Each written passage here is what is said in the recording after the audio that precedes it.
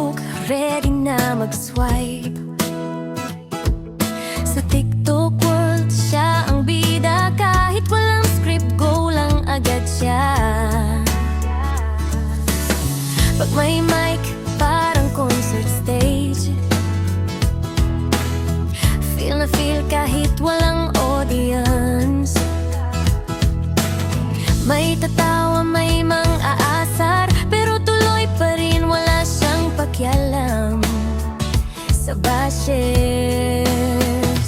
Pero minsan hindi agad makagets ng joke. Titingin muna siya bago mag-react na ngay oo nga. Pero sa puso niyang sobrang lambing, walang halong arte, puro kabutihan.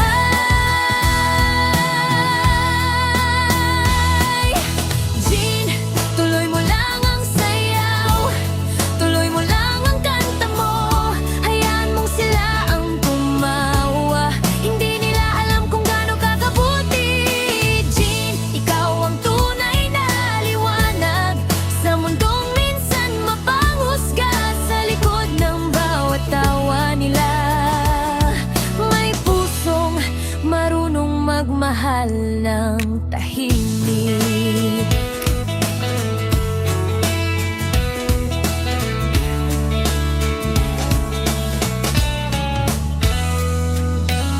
Pag may problema siyang unang lalapit, malumanay magsalita, parang yakap ang boses.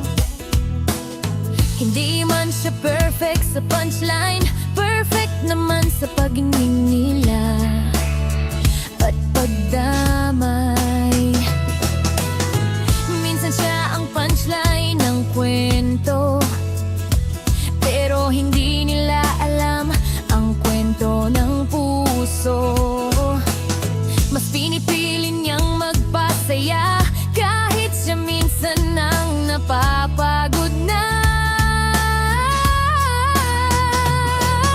Sa bawat upload, sa bawat kanta, may tapang na hindi nila nakikita.